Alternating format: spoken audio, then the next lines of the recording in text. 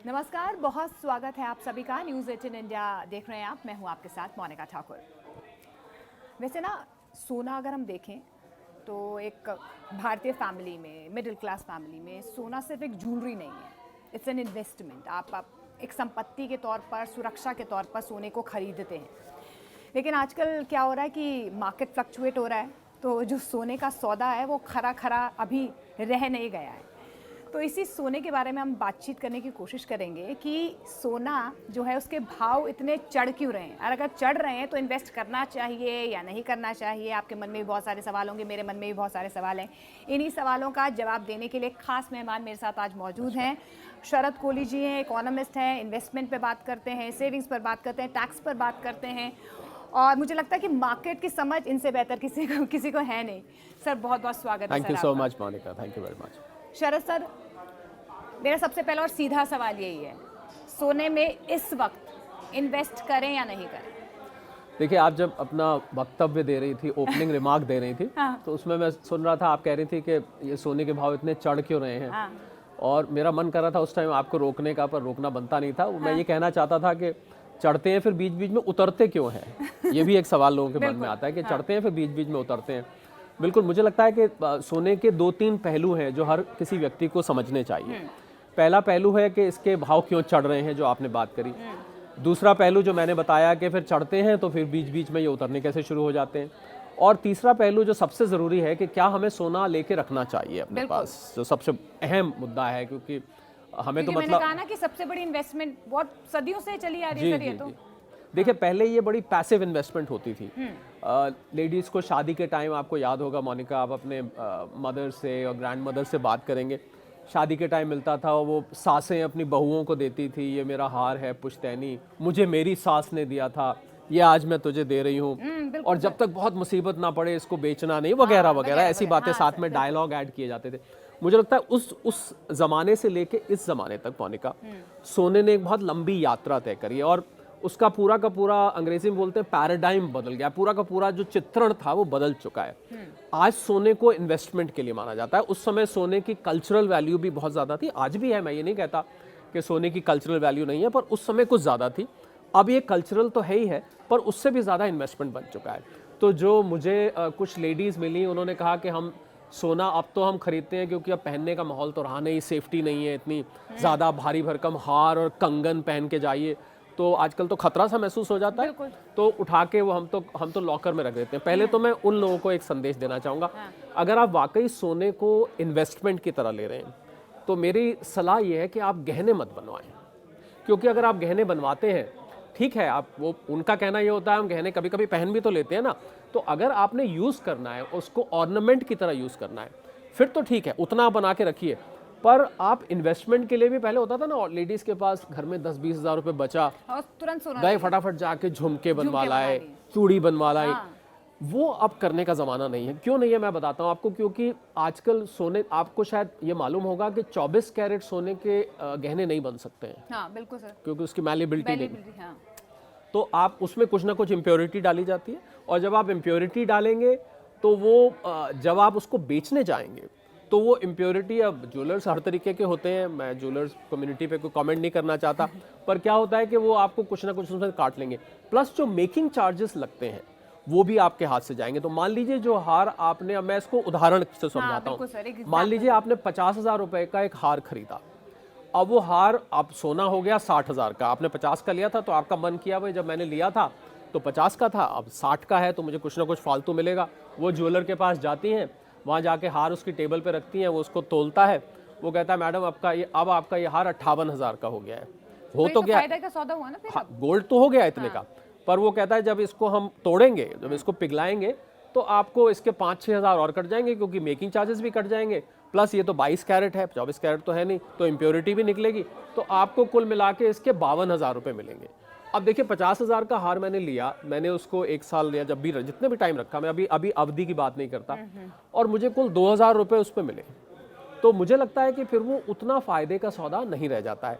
यही अगर आपने कॉइन या बार लिया होता, या आपने डिजिटल गोल्ड में इन्वेस्ट कर दिया होता, या आपने गोल्ड के ETF ले लिए होते, ETF बोलते हैं एक्सचेंज ट्रेडेड फंड्स, आजकल बहुत पॉपुलर हो गए हैं मोनिका, और ये वो फंड्स हैं जहाँ पर ये जो मैनेजमेंट म्यूचुअल फंड हाउसेस हैं ये उसको लगाते हैं, लोगों से इकट्ठे करके फिर ये गोल्ड में इन्वेस्ट करते हैं और बाकायदा इसकी ट्रेडिंग किसी शेयर की तरह से होती है। आप इसको कभी भी बेच सकते हैं, कभी भी खरीद सकते हैं, आपके डीमैट अकाउंट में पड़ा रहता है, चोरी होने का खतरा नहीं है। तो सोने को किस तरीके से हमने इन्वेस्ट करना है ये बहुत ज़रूरी बात है देखने वाली। सर इस पर एक क्योंकि आपने जो ये कहा कि जो औरतें हैं वो अपना सोना इकट्ठा करके रखती है, मेरे इसी पर से एक पहले सवाल है, फिर हम इन्वेस्टमेंट पर भी आएंगे जिस तरीके से आपने कहा कि डिजिटल गोल्ड पे इन्वेस्ट करना चाहिए, ETF या SIP। जी सर मेरा अभी क्योंकि देखिए हर तीज त्योहार कुछ भी हो, अभी तो सावन चल रहे हैं, आगे अभी रक्षाबंधन आएगा, फिर उसके बाद फेस्टिविटी तो शुरू ही हो जाती है जी, और शुभ माना जाता है कि आप सोना खरीद ही, जी, लेकिन अभी 99,000 समथिंग पहुंच गया है सर। जी, और 1 लाख ही समझिए, 1 लाख ही समझ लीजिए आप। जी। लेकिन अगर मुझे अभी खरीदना है तो क्या ये समझदारी होगी अभी खरीदना एज अ कंज्यूमर? क्योंकि मैंने ये देखा कि जून महीने में सर 60% गिरावट आई है कंज्यूमर्स में कि वो सोना नहीं खरीद रहे हैं। अब उनको लगता है कि हमारे तो पहुंच से बाहर ही क्यों खरीदें। और आप ये भी सही कह रहे हैं कि फिजिकल गोल्ड क्यों खरीदना है, आप डिजिटल गोल्ड खरीद लीजिए। लेकिन अभी मैं बोल रही हूँ, अगर मैं अभी सोचूं कि मुझे गोल्ड खरीदना, भाई कुछ घर में फंक्शन आ गया, मुझे खरीदना ही खरीदना, तो is it a smart move? यही मोनिका सोने में एक मज़ेदार बात है कि एक तरफ सोने के बने जो प्रोडक्ट्स हैं, ज्वेलरी की बात करता हूँ, वो बिक नहीं रहे हैं, दूसरी तरफ सोने की कीमत बढ़े जा रही है। वरना नॉर्मली क्या होता है, जब आपकी चीज़ नहीं बिक रही होती तो कीमत गिरनी चाहिए, पर क्योंकि सोने की जो धातु की वैल्यू है वो बढ़े जा रही है, इसकी वजह से लोगों को महंगा लग रहा है। अब आपने जो पूछा है इसको हम अंग्रेजी में कहते हैं $1 बिलियन क्वेश्चन कि क्या इस समय खरीदना चाहिए, नहीं खरीदना चाहिए। देखिए जिस तरीके से सोने की चांदी हुई है, हम लोग एक कहावत होती है ना कि सोने की चांदी हो गई, चांदी हो ही रही है, चांदी की चांदी हो गई पर सोने की चांदी हुई, उसको देख के लोगों को, तो मुझे लगता है कि अगर हम इसके लिए ये समझना जरूरी है कि क्या वो फैक्टर्स हैं जो सोने की कीमत को चढ़ाते हैं। हाँ, ये मैं आपकी इजाजत से पहले जिक्र करना चाहूंगा क्योंकि आप इसी में वो जवाब छुपा है जो आप ढूंढ रही हैं। पहली बात, सोने को बदकिस्मती से वैश्विक अशांति पसंद है। सोने का मित्र है अशांति, और अच्छा लगे या बुरा लगे, क्योंकि सच है तो इसका जिक्र करना पड़ेगा। मतलब जब जियोपॉलिटिकल टेंशंस बढ़ती हैं दो देशों में, जैसे जैसे मोनिका वो मिसाइल और रॉकेट चलते हैं ना, तो सोने की कीमत भी उस पर ऐसा लगता है उस पर सवार हो गई है। वो ट्रम्प का भी टैरिफ का वो जो बाण आता रहता है ना वहां से सर, मैं उसी पे आ रहा था। तो पहली हुई जियोपॉलिटिकल, मतलब जब दो देश आपस में टेंशन होगी। दूसरा जियो इकोनॉमिक, जिसका आपने जिक्र किया कि ट्रम्प साहब का बहुत हद तक योगदान रहा पिछले मैं कहूँगा 4-5 महीने में सोने को 1 लाख तक पहुंचाने में, बिल्कुल सोने को लख टकिया बनाने में ट्रम्प साहब का बहुत योगदान रहा है। क्यों रहा है? उसकी वजह यह है कि ऐसा माना जा रहा है ग्लोबल इकोनॉमिक सर्कल्स में कि जो डॉलर का वर्चस्व है, जो डॉलर की आज तक, डॉलर इज द किंग, मैं उसको डॉलर की दादागिरी बोलता हूँ, क्योंकि जो डॉलर की दादागिरी है ये ऐसा लग रहा है कि ट्रम्प साहब की इन नीतियों की वजह से शायद, हालांकि उनको बहुत डर लगता है, वो डॉलर के लिए बहुत इनसिक्योर फील करते हैं। पीछे ब्रिक्स करेंसी का जिक्र आया, तो उन्होंने कहा आपने अगर ये करेंसी निकाली तो मैं ये, तो मैं वो धमकी उनकी आ जाती है। पर मुझे लगता है डॉलर का वर्चस्व आगे आगे कम होने वाला है। और जिस तरीके से ब्रिक्स और बाकी नेशन इकट्ठे हो रहे हैं, मैं ये नहीं कहता अमेरिका के खिलाफ इकट्ठे हो रहे हैं, पर हर देश की अपनी अपनी समस्याएं हैं, जरूरी नहीं हर समस्या आपके अमेरिका से लिंक्ड हो। तो अगर डॉलर यहाँ से कमज़ोर होता है तो सोना अपने आप बढ़ जाएगा, क्योंकि आज तक, और ये एक ज़रूरी बात यहाँ जिक्र करना है मोनिका, कि 1971 तक एक गोल्ड स्टैंडर्ड चलता था। गोल्ड स्टैंडर्ड का अर्थ ही है, न्यूज़ 18 के जो दर्शक हैं, फॉलोअर्स हैं, व्यूअर्स हैं, उनको पता होना चाहिए 1971 तक करेंसी की वैल्यू किस देश के पास कितना सोना है इससे मापी जाती थी। 1971 में रिचर्ड निक्सन साहब थे अमेरिका के प्रेसिडेंट, उन्होंने फिर इसको हटा दिया। तो माना जा रहा है कि अगर डॉलर कोलैप्स कर जाता है, और आपको हैरानी होगी सुन के, शायद ये सब लोगों को ना पता हो, भारतीय रुपए के खिलाफ तो डॉलर अभी भी 85-86 रुपए खड़ा है, पर पिछले 50 साल में यूरो, येन, स्विस फ्रैंक और ब्रिटिश पाउंड, इनके खिलाफ डॉलर 50 साल में सबसे ज्यादा गिरा है। ये शायद ये हमारी मार्केट के लिए सही है। फिर अगर डॉलर गिर रहा है ये तो फायदा हुआ ना, सोने के लिए अच्छा है। सोने के लिए अच्छा, हम अभी सोने की बात करें तो सोने के लिए अच्छा है। तो उसकी वजह से ऐसा लग रहा है कि डॉलर का शायद आगे जो दादागिरी है वो ना रहे, और अगर डॉलर की दादागिरी कम होती है तो सोना अपने आप दूसरा दादा बन के सामने आ जाएगा। क्योंकि एक कोई दुनिया को ऐसी करेंसी चाहिए, सोनिया ध्यान दीजिएगा इस बात पे, ये बहुत जरूरी है सुनने वाली, कोई एक ऐसी करेंसी हमेशा होनी चाहिए, या कोई एक ऐसी चीज मैं कहूँ हमेशा होनी चाहिए जो कि जिस पे सब लोग डिपेंड कर सके, सब जगह ट्रेड हो सके, सब जगह खरीदी जा सके, सब जगह बेची जा सके। तो वो डॉलर के बाद अगर कोई दूसरी चीज़ है तो वो सोना है। बल्कि कुछ लोग तो ये भी कहते हैं कि असली पैसा सोना ही है। आप अगर रुपया खोलें अपने वॉलेट से, पर्स से निकालिएगा, उस पर लिखा होता है मैं धारक को 100 रुपये अदा देने का प्रॉमिस करता हूँ। इसका मतलब हुआ कि आपको रिजर्व बैंक के गवर्नर साहब कह रहे हैं कि मैं आपको प्रॉमिस करता हूँ, वो रुपया नहीं है, एक तरह से उधार है। सोना जो है वो बिल्कुल खालिस पैसा है, बिल्कुल सॉलिड मनी है। तो इसलिए आपके सवाल का मैं सीधा जवाब दूं, अब जो आपने सवाल किया था कि सोने को खरीदने का इंतजार मत करिए, सोना खरीद के इंतजार करिए। अच्छा, सोना खरीद कर इंतजार करिए। जी, सोना खरीदने का इंतजार मत करिए, सोना खरीद के इंतजार करिए और सोने के साथ सो जाइए। अब सो जाइए क्यों कहा मैंने? हाँ। कि इसको आप लंबी अवधि के लिए रखिए, इसको आप 2 साल 3 साल तक बार बार इसका रेट देखे नहीं लेने के अच्छा, बाद। मतलब अभी भी बेस्ट इन्वेस्टमेंट बिल्कुल, अभी भी मैं मानता हूँ, और 20% मैं मानता हूँ। अगर आपके पास 10 लाख रुपए हैं तो उसमें से 2 लाख रुपए कम से कम आपको सोने के लिए छोड़ देने चाहिए। तो मतलब सोने का जो सौदा है अभी खरा खरा ही है। अच्छा सर, ये आपने जिक्र किया कि आगे आने वाले वक्त में अब सोना किंग हो जाएगा। सर ये इसीलिए इस बात का जिक्र हम कर लेते हैं, आपको ज़्यादा बेहतर इसकी नॉलेज होगी, जो सेंट्रल बैंक्स हैं वो भी सोने को इकट्ठा कर रहे हैं, ऐसी भी कुछ खबर चल रही है। सर इसके पीछे क्या लॉजिक यही है? अब ये मुझे लगता है कि न्यूज़ 18 के जो दर्शक, फॉलोअर्स, व्यूअर्स हैं वो इंटरेस्टेड होंगे। अमेरिका के पास इस समय 9000 टन सोना है, चाइना के पास इस वक्त 2000 टन से ऊपर का सोना है। अब आप इंटरेस्टेड होंगे, एक पुराना गाना है, मोनिका आपने तो पता नहीं सुना होगा, सिकंदर ने पोरस से की थी लड़ाई तो मैं क्या करूं, मुझे क्या लेना, उनके पास है तो होता रहे। इंडिया के पास करीब करीब 900 टन सोना है। ओके। और लगातार सेंट्रल बैंक्स, आपने कहा पिछले कुछ सालों से सोना खरीदे जा रहे हैं। क्यों खरीदे जा रहे हैं? जो मैंने आपको गोल्ड स्टैंडर्ड की बात की थी, ये देखिए, ये बात ऑफिशियली कहीं नहीं है, तो कोई ये मत सोचेगा कि गोल्ड स्टैंडर्ड अनाउंस हो चुका है कि इस ईयर में आ जाएगा, ऐसे आ जाएगा, ऐसा कुछ नहीं है। ऐसा मेरा मानना है कि जिस हिसाब से वो खरीद रहे, वरना वो क्यों खरीदेंगे सोना इतना? मतलब सोना खरीद के आपको इतना, एक बैंक को थोड़े ना झुमके बनवाने हैं, बैंक को हार थोड़े ना बनवाना है। तो सेंट्रल बैंक खरीद रहा है, इसका मतलब उनको ये नजर आ रहा है कि डॉलर आगे दादा नहीं रहेगा, तो डॉलर दादा नहीं रहेगा तो सोना दादा बन जाएगा, इसलिए वो लगा। और ये भी एक वजह है जो आपको पीछे कीमत पिछले कुछ सालों में बढ़ती गई है। सिर्फ मोनिका 2025 में जनवरी से लेके आज जब हम बात कर रहे हैं 26% रिटर्न सोना दे चुका है। 26, इसका मतलब अगर आपने 1 लाख रुपए सोने में लगाए थे 1 जनवरी को, आज आपके 1,26,000 रुपए हो चुके हैं। फिजिकल गोल्ड में नहीं होगा ना फिर? आप जब इसको डिजिटल गोल्ड या ETF, वो बेटर रिटर्न दे रहा है आपको? नहीं, गोल्ड तो देखिए, हाँ, ये आपने ऐसा सवाल किया जो लोगों के मन में कंफ्यूज करता है। आपने बहुत, देखो मुझे कंफ्यूजन हुई। हम अंग्रेजी में एक नाइव कहते हैं, बिल्कुल, मतलब एक बिल्कुल नया इन्वेस्टर हो। तो देखिए, अगर हम डिजिटल गोल्ड की बात करें तो उसके पीछे भी हार्ड गोल्ड ही होता है। अच्छा। ETF की भी बात करें, अगर आप ETF 1 लाख रुपए का निवेश कर रहे हैं तो वो ETF, वो AMC आपको देगी, उसको 1 लाख रुपए का गोल्ड अपने पास रखना पड़ेगा। आप उसको कभी भी ETF को चाहें, आप कहें कि मुझे अब डीमैट में नहीं रखना है, तो उसके बदले में आप गोल्ड ले सकते हैं। तो सारे ही गोल्ड हैं। अच्छा, सारे गोल्ड सारे गोल्ड है। हाँ, ये बात और है कि जब आप इसको म्यूचुअल फंड ETF की तरह ट्रेड करते हैं तो थोड़े बहुत चार्जेस वो लोग काट लेते हैं, बाकी गोल्ड की प्राइस अक्रॉस द बोर्ड एक ही रहेगी। अब इसी से आपका सवाल ये निकल के आएगा कि किस किस फॉर्म में हम इसको ले सकते हैं। आपने, हमने जिक्र तो किया, बिल्कुल। तो मैं यहाँ बता दूं कि सॉवरेन गोल्ड बॉन्ड्स की बहुत चर्चा होती है। अभी तक पिछले कुछ सालों में सॉवरेन गोल्ड बॉन्ड्स का लोग आंख बंद करके कह देते थे सॉवरेन। अब मैं ये बता दूं कि सॉवरेन गोल्ड बॉन्ड्स फिलहाल बंद हो चुके हैं। अच्छा, बंद हो गए। इसको किसी कारणों से सरकार को इसमें कुछ, मुझे लग रहा है, फिस्कल लॉस हुआ, क्योंकि कीमत बढ़ गई, उनको रिडीम करना पड़ा ज़्यादा प्राइस पे, वो नहीं आ रहे। परंतु ये सॉवरेन गोल्ड बॉन्ड जिन्होंने लिए हुए थे, 8 साल का ये बॉन्ड होता है, तो जिनके पास रखे हैं वो इसको स्टॉक एक्सचेंज पे लिस्ट हो जाते हैं। इसको आप सेकेंडरी मार्केट से अभी भी खरीद सकते हैं। सेकेंडरी मार्केट जी, अभी भी आप जैसे आप शेयर खरीदते हैं, आप वहाँ जाइए, वहाँ से आप, हालांकि आपको बहुत बल्क में नहीं मिलेंगे क्योंकि लोग अब इसको थोड़ा कंजूसी से बेच रहे हैं, क्योंकि उनको पता है ये आगे नहीं आ रहे, और इसका ब्याज 2.5% इंटरेस्ट भी मिलता है वगैरह वगैरह, कैपिटल गेन भी इस पर माफ हो जाता है। तो कहने का मेरा मतलब ये है कि अगर आप सॉवरेन गोल्ड अभी भी लेना चाहते हैं तो आपको सेकेंडरी मार्केट से लेने पड़ेंगे। दूसरा मेथड ETF, जिनका हमने जिक्र किया।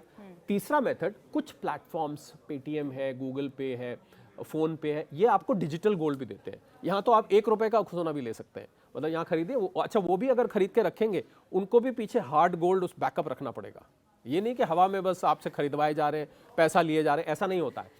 तो डिजिटल गोल्ड ले सकते हैं, ETF ले सकते हैं, sovereign gold bond secondary market से ले सकते हैं, आप बार्स और कॉइन खरीद सकते हैं। अब आप कहेंगे मैं ज्वेलरी अभी तक नाम लिया, ज्वेलरी को भी बिल्कुल लास्ट में रखूंगा क्योंकि मैं चाहता नहीं कि तो आप ये कह इन्वेस्टमेंट रहे हैं कि गोल्ड बार खरीद लो या सोने के सिक्के खरीद लो बेटर है रेदर देन बाइंग ज्वेलरी। हाँ, बिकॉज ज्वेलरी में आपका मेकिंग चार्जेस कट जाएंगे। मैंने जैसे बताया कि 24 कैरेट की तो बनती नहीं ज्वेलरी, तो आपकी इम्प्योरिटीज काटेंगे जब आप उसको बेचने जाएंगे तो मेल्ट करेगा। कर रही है ना, वो क्या कर रही है, अपना पुराना सोना लेके चली जा रही है और नया बनवा रही है क्योंकि उनको सिर्फ मेकिंग चार्जेस पड़ रहे हैं, वो उनको सस्ता हाँ, पड़ रहा है। क्योंकि वो देखिए जैसा मैंने कहा कि मैं फिर ये दोहराना चाहूंगा और ये सभी खासकर महिलाओं के लिए मैं ये बात कहना चाहूंगा क्योंकि ऐसा नहीं है कि पुरुष इस्तेमाल नहीं करते। मैंने तो सोनिया ऐसे ऐसे पुरुष देखे हैं जो सोने से लदे होते हैं, यहाँ इतनी मोटी चेन, यहाँ पर कड़े वगैरह पहने होते हैं। पर विशेषकर महिलाओं से कहना चाहूंगा कि अगर आप यूज के लिए ले रहे हैं तो सोने को आप 2 हिस्से में कर दीजिए। जो आपके इस्तेमाल का सोना है, जो आपने हार पहनना है, कंगन पहनने, झुमके पहनने, जो भी पहनना है वो आप जरूरत अपनी अलग कर लीजिए। और जो आपके पास एक्स्ट्रा पैसा है उस एक्स्ट्रा पैसे को सिर्फ इसलिए ज्वेलरी में मत लगाइए कि ये एक अच्छा निवेश है।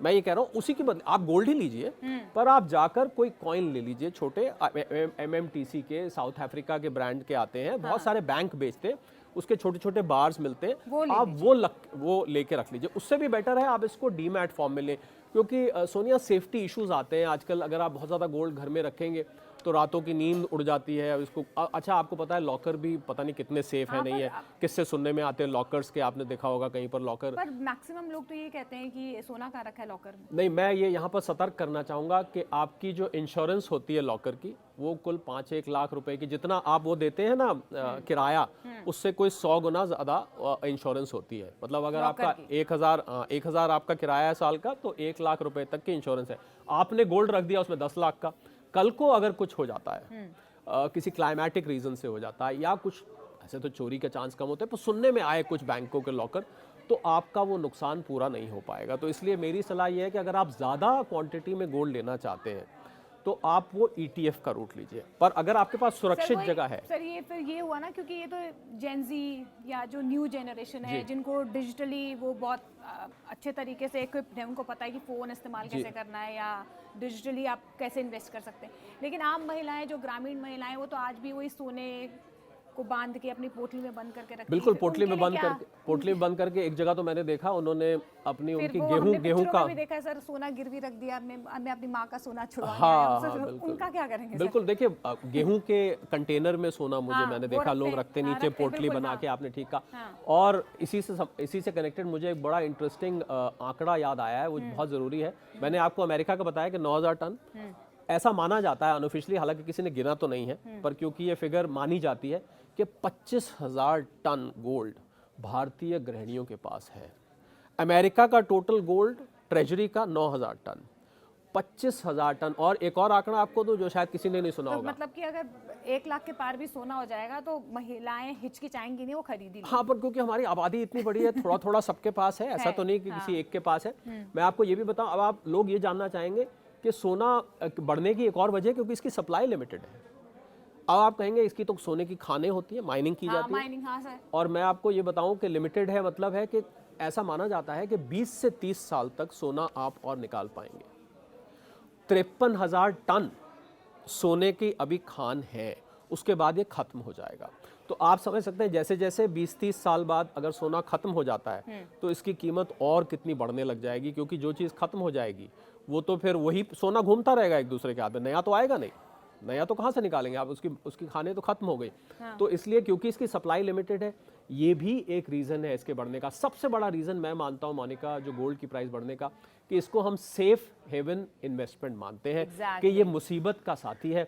जब आप, जैसा कि आपने कहा, पुरानी फिल्मों में देखने को मिलता था, बेटी की शादी है, ये लो वो साहूकार के आगे जाती थी पोटली, ये लो हमने तो अपना सब कुछ अब रख दिया, आप गिरवी रखिए। और आप मानेंगे नहीं, जो गोल्ड फाइनेंस कंपनीज हैं उनकी चांदी हो रही है आजकल, क्योंकि वो लेके आपका रख लेती हैं और उसके बाद आपको पैसे दे देती हैं। और मान लीजिए उन्होंने रखा 80,000 की कीमत पे, और 2 साल बाद हो गया वो 1 लाख, तो आप अगर पैसा नहीं वापस कर रहे तो उनका ज़्यादा फायदा है, क्योंकि वो उसको फोरफीट कर लेंगे। अच्छा, अब सर मेरे को इसमें एक लॉजिक ये भी समझाइए, ये जैसे धनतेरस हो शादी का सीजन हो, सावन चल रहा है, ये सर हमेशा इस सोने के रेट इतने स्काई रॉकेट क्यों करते हैं? क्या है वजह इसके पीछे? बहुत अच्छी आपने बात पूछी और ये बहुत बड़ी मिसकंसेप्शन है कि सोने की कीमत आखिर चलती कैसे हाँ, है। मतलब ऐसे तो नहीं है कि भैया कल धनतेरस है तो आज बढ़ा दीजिए, जी जी जी। या कल दशहरा है तो आज बढ़ा देखिए, दीजिए। कुछ डिमांड सप्लाई तो चलती है। अगर कभी किसी अक्षय तृतीया हो गई, धनतेरस हो गई, शादियां हो गई, तो उसमें अगर डिमांड में ज्यादा है तो थोड़ा बहुत आपको कीमत चढ़ती दिखाई देगी।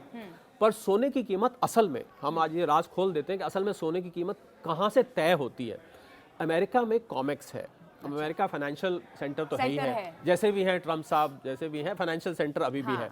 तो वहां पर हम लोग पहले तोला नापा जाता था, उसके बाद अब 10 ग्राम चलता अब है। 10 ग्राम चलता है। वहां पर सोना आउंस में नापा जाता है, 30-32 ग्राम का एक आउंस होता है और डॉलर में होती है। तो यहाँ पर जब सोने की कीमत भारत में खुलती है तो जो अमेरिका में पिछली रात को, क्योंकि दिन रात का फर्क है, पिछली रात को कॉमेक्स में जिस रेट पे पर आउंस बंद हुआ, उतने ही उसको रुपीस में कन्वर्ट करके और आउंस को 10-10 ग्राम में स्प्लिट करके वो सोने की कीमत यहाँ पर खोली जाती है। अब आपकी बात जो आई कि क्या धनतेरस, अक्षय तृतीया, शादियों के सीजन में, तो मैं ये एक बहुत बड़ा मिसकंसेप्शन दूर कर दूं। 200, 400, 500 रुपए का तो आपको फर्क दिख जाएगा धनतेरस पर, इस पर। हाँ। पर लोग सोचते हैं अब शादियां आ रही हैं, सोना ले लो, महंगा हो जाएगा, धनतेरस आ रहा है। ऐसा बिल्कुल नहीं है। सोने की कीमत, कॉमेक्स पे धनतेरस नहीं मनाया जाता, अक्षय तृतीया नहीं मनाई जाती, नामा दिन में 50-50 हज़ार शादियां होती हैं। हाँ। तो इसलिए वहां जो कीमत खुलती है वही कीमत यहाँ पर सराफा बाजार में सुबह देख के खोली जाती है। थोड़ा बहुत 200, 400, 500 का फर्क होता है। फर्क जूलर्स करते हैं क्या? बिल्कुल नहीं, वो ज्वेलर्स वो आपस में जो लेन देन होता है उसका फर्क होता है, वो 200-500 का होता है, वो इतना फर्क नहीं होता। सर ये तो मैं समझ गई सर कि वहाँ से कीमतें होती हैं, लेकिन सर जैसे कल की अगर मैं बात करूँ तो कल 97,000 समथिंग जी। था। आज अचानक से 99,000 समथिंग, 420, 24 कह रहे 10 ग्राम जी। सर, तो ये भी वहीं मतलब से होता हो रहा है, क्योंकि 3329 डॉलर के करीब वहां था और जब आपने दूसरी 99,000 की बात करी तो वहाँ 3350 डॉलर क्रॉस हो गया था। तो अगर हम इसको मैथमेटिकली कन्वर्ट करेंगे तो उतना ही हो जाता है। थोड़ा बहुत 200-500 का इधर उधर फर्क रहता है जो कि आपको देखने को मिलता है। और इसमें क्या है कि रेट भी अलग अलग, जो कॉइन्स होते हैं 24 कैरेट का अलग होता है, 0.999 होता है जिसको हम 24 कैरेट कहते हैं, हाँ। उसकी आपको बार्स मिलती हैं, उसका रेट अलग होगा। 0.995 का रेट अलग होगा, 0.99 का रेट अलग होगा। तो इस हिसाब से इसकी थोड़ी थोड़ी कीमतों में हम जब बात करते हैं, ये जो आप बात कर रहे हैं प्राइस की, ये प्राइस होती है मोनिका 0.999 की। और मैं ये भी बता दूं, जो एक और पहलू इसका है जो शायद कम लोग जानते होंगे, बहुत ज़रूरी है जानना, कि हमने ETF की बात करी, हमने सॉवरेन गोल्ड बॉन्ड्स की बात करी, हमने बार्स ऑन कॉइन्स की बात करी, डिजिटल। एक और भी पहलू है, उसको हम कहते हैं स्पेकुलेटिव ट्रेडिंग। भारत में स्टॉक एक्सचेंज है जिसको बोलते हैं MCX, कमोडिटी एक्सचेंज है, मल्टी कमोडिटी एक्सचेंज, MCX। वहाँ पर गोल्ड की ट्रेडिंग होती है और आपको ये सुन के हैरानी होगी कि वहाँ पर गोल्ड मिनीज होते हैं, 100-100 ग्राम के होते हैं, जो लॉट्स होता है, 100-100 ग्राम का ट्रेड होता है, वहाँ 1-1, 2-2 ग्राम नहीं करते आप। तो वहाँ पर स्पेकुलेशन होती है। तो उसका क्या होता है कि जैसे मान लीजिए आज हम एक तारीख पर बैठे हैं, तो अगले महीने की इस तारीख को वो कॉन्ट्रैक्ट एक्सपायर होगा, तो हम क्या करेंगे, उस कॉन्ट्रैक्ट का गोल्ड खरीद लेंगे। तो जैसे ही वो तारीख आएगी उससे पहले या तो आपको डिलीवरी लेनी पड़ेगी, नहीं तो आपके कॉन्ट्रैक्ट प्रॉफिट या लॉस आपको दे के जाना पड़ेगा। तो जो आपको फ्लक्चुएशंस दिखाई देती हैं प्राइसेस में, ये उस स्पेकुलेशन की वजह से भी होती है। और आपको ये भी मार्केट में फ्लक्चुएट होता है, कभी ऊपर कभी उससे भी होता है। और आपको ये भी हैरानी होगी कि हजारों टन सोना स्पेकुलेशन में खरीदा बेचा जाता है, ना वो किसी के हाथ में फिजिकली जाता है, ना वो किसी के हाथ में फिजिकली आता है, सिर्फ और सिर्फ स्पेकुलेशन के जरिए वो प्राइसेस होती हैं। हाँ, अगर आप कॉन्ट्रैक्ट पूरा जिस दिन हो रहा है उस दिन आप अगर उसको स्क्वायर अप नहीं करते हैं तो फिर आपको डिलीवरी उठानी पड़ती है, वरना वो सिर्फ प्रॉफिट और लॉस लेना देना होता है। ये भी एक गोल्ड लेने बेचने का, पर इसकी मैं सलाह नहीं दूंगा, हमारे व्यूअर्स सब्सक्राइबर्स को नहीं दूंगा, क्योंकि ये थोड़ी सी इसमें सट्टेबाजी, हम सर से लेंगे, ये सट्टेबाजी है। अच्छा सर, एक कभी ऐसा होगा कि एक दौर था सर जब सोने की कीमत 20,000 बिल्कुल नीचे आ गई थी सर, ऐसा कभी होगा कोई करिश्मा की 20,000, 30,000 नीचे आ सकता है सोना की? अब लाख तो पहुंच ही गया, उससे आगे ही होगा। देखिए, इन्वेस्टमेंट मार्केट में एक प्रिंसिपल चलता है कि गोल्ड की प्राइस को प्रिडिक्ट नहीं करना चाहिए। तो आप मुझे मजबूर कर रही हैं प्रेडिक्ट करने को, तो मुझे नहीं लगता कि बहुत ज्यादा ये गिरेगा अब। अच्छा। क्योंकि जिस प्रकार से वैश्विक परिस्थिति चल रही है, जियो इकोनॉमिक और जियो पॉलिटिकल फ्रंट पे, रशिया यूक्रेन का वॉर और घमासान होता जा रहा है। सुना था कि पीस आ जाएगी, ट्रम्प साहब आएंगे, तो मुझे ऐसा लग नहीं रहा कोशिश तो है, कर रहे हैं वो। हालात देखते हुए ऐसा नहीं लग रहा है कि ये नीचे जाएगा। थोड़ी बहुत 1000, 2000, 3000 रुपए, 5000 रुपए ऊपर नीचे हो जाए। और ये कह के मैं फिर याद दिलाना चाहूंगा, अगर आपने लंबे वक्त के लिए लिया हुआ है, यानी कि आप सोने के साथ सो रहे हैं, अगर आपने सोना लेके रख लिया है, तो इन छोटी मोटी उठा पटक को मत देखिए, क्योंकि उसको देख के या तो आपका मन खराब हो जाएगा, या खराब फिर ही हो रहा है ना। नहीं, या फिर आपको ये लगेगा कि मैं इसको बेच दूं। नहीं, अभी तो जो 1 लाख रुपए के आसपास चल रहा है, मुझे लग रहा है 1 लाख वो प्राइस है, बीच में 95 तक गया था, और 1 लाख इतना नीचे नहीं गया है। तो जिसने अगर 95 पर भी 1 लाख पे लिया और 95 गया है, मैं उसको लॉस नहीं मानता, वो नोशनल लॉस है। आपने रखा हुआ है, आप बेचिए मत इसको आप लंबे वक्त तक रखिए। जैसा कि मैंने कहा, इसमें स्पेकुलेटिव प्राइस काउंट करती है, इसमें स्टॉक एक्सचेंज में कमोडिटी एक्सचेंज की प्राइस काउंट करती है, थोड़ा बहुत ये त्योहार वगैरह का काउंट करता है।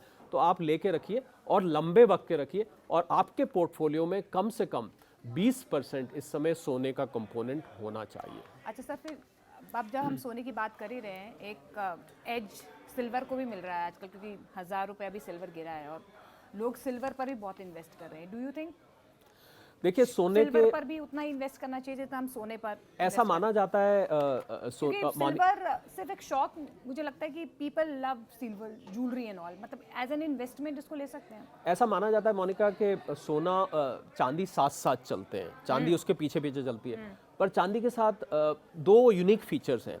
एक यूनिक फीचर है कि चांदी का इस्तेमाल इंडस्ट्रियल भी है। शायद आपको नहीं पता होगा कि आपके मोबाइल फोन में भी चांदी लगी होती है, और कुछ और भी ऐसे डिवाइसेस हैं जो चांदी लगती है। दूसरा फीचर चांदी का ये है कि जैसे मैंने सोने के खरीदने का कहा आपको कि आप बार्स लेके रख लीजिए, अब एक लाख रुपए का आपने लगाना है, तो 1 लाख आप जेब में रखेंगे, 5-5 नोट, तो आपकी जेब थोड़ी भारी हो जाएगी। दो पर चांदी 1 लाख रुपए, 1,13,000, 12,000 रेट है, वो तो आपको 1 किलो लेनी पड़ेगी। तो चांदी की स्टोरेज में प्रॉब्लम आती है। तो चांदी की भी जो ETFs हैं वो ज़्यादा पॉपुलर हो रही हैं। मैंने देखा है कि क्योंकि फिजिकल चांदी लेने में अगर आपने 10 किलो चांदी ले ली तो वो 10-11 लाख की आ जाएगी, पर 11 लाख आप 10 किलो चांदी कहाँ रखेंगे घर में? तो वो उसकी स्टोरेज जबकि आप सोना जो है क्योंकि महंगा है, कहाँ वो 1,13,000 की 1 किलो, कहाँ सोना 1 लाख रुपए का 10 ग्राम। तो आप समझ सकते हैं बहुत मिसमैच है, पर दोनों की प्राइसेस चलती साथ साथ है। ये आपने ठीक कहा, जेन जी की सिल्वर में बहुत इंटरेस्ट बन रही है, और वो लोग ETF में ज़्यादा लगा रहे हैं। फिजिकली ठीक है, आप कॉलेज वगैरह में थोड़ा बहुत आपने 50 ग्राम खरीद के रख लिया, 100 ग्राम खरीद के लिया शौकिया तौर पर अदरवाइज सोना चांदी की चाल हम लोग तो बल्कि क्या करते हैं मोनिका, हम लोग गोल्ड और सिल्वर की रेशियो पर भी नजर रखते हैं कि अब गोल्ड और सिल्वर की प्राइस में कितना डिफरेंस है। तो जैसे ही हमें लगता है कि अब गोल्ड और सिल्वर की प्राइस में ज़्यादा फर्क आ गया है, तो इससे ये आइडिया लगता है कि अब सिल्वर पकड़ेगा, उसको कैच करने की कोशिश करेगा। तो ये देखा जाता है, पर चांदी का इंडस्ट्रियल यूज है, इसलिए कभी कभी चांदी आपको ज़्यादा तेज भागती हुई दिखाई देती है। सर, फिर जैसे अभी कंज्यूमर डिमांड जैसे कम होती रहती है गोल्ड की, तो इससे फर्क पड़ता है सर? चांदी की कंजम्पशन पे फर्क पड़ता है, क्योंकि चांदी अगर मान लीजिए मोबाइल फोन्स कल को बनने कम हो जाते हैं, या जिन जिन डिवाइसेस में चांदी लगती है, तो फिर चांदी की कीमत पे फर्क पड़ सकता है। पर मुझे लगता है कि चांदी में भी उतना ही स्पेकुलेशन है, चांदी के लिए भी उतना ही इंटरेस्ट है। चांदी की इतनी मैंने तो आपको शुरू में कहा सोने की चांदी हो रही है, तो जब चांदी शब्द भी इस्तेमाल किया जाता है चमक के लिए, चांदी इस्तेमाल किया जाता है आगे पॉजिटिविटी के लिए, बढ़ने के लिए, तो मुझे लगता है कि चांदी भी इतनी जल्दी गिरने वाली नहीं है, क्योंकि मोबाइल फोन्स मुझे नहीं लगता मोबाइल फोन बढ़ेंगे, गिरने वाले नहीं है। जी सर, बस जाते जाते व्यूअर्स को 5 बेस्ट टिप्स बता दीजिए, गोल्ड पर अगर इन्वेस्ट करना है तो कैसे करना है? वेल 5 बेस्ट टिप्स तो ये है, अगर 5 शब्द बोलूं तो मैं गोल्ड गोल्ड गोल्ड गोल्ड 5 बार बोलूंगा, पर आपने क्योंकि टिप्स मांगे हैं, पहली बात, सोना आप ज्वेलरी के फॉर्म में मत इन्वेस्ट करिए। दूसरा फॉर्म, अगर आप ज़्यादा इन्वेस्ट कर रहे हैं तो आप ETF या डिजिटल गोल्ड, बल्कि ETF या डिजिटल गोल्ड भी बहुत ज़्यादा नहीं रखना चाहिए, ETF के तरीके से आइए। तीसरा कि आप सोने को लंबे टाइम के लिए रखें। चौथा, आपके पोर्टफोलियो में सोने का प्रोपोर्शन मेरे हिसाब से 20% कम से कम होना चाहिए। और पांचवा और आखिरी, सोना लेके सो जाइए, रोज रोज उसकी कीमत मत देखिए। तो रोज रोज सोने की कीमत नहीं देखनी है, सोने के साथ आपको सोना है, यानी कि आपको लॉन्ग टर्म सोचना है। Thank you so much Sharad sir, बहुत इंसाइटफुल था, हमें समझाया आपने कि सोना क्यों एक बेटर इन्वेस्टमेंट है, क्योंकि हमने देखा है हाउस होल्ड में सोना वैसे तो शुभ ही माना जाता है हर चीज़ के लिए, लेकिन सबसे बड़ी इन्वेस्टमेंट भी है। Thank you so much sir. My pleasure. Thank you so much.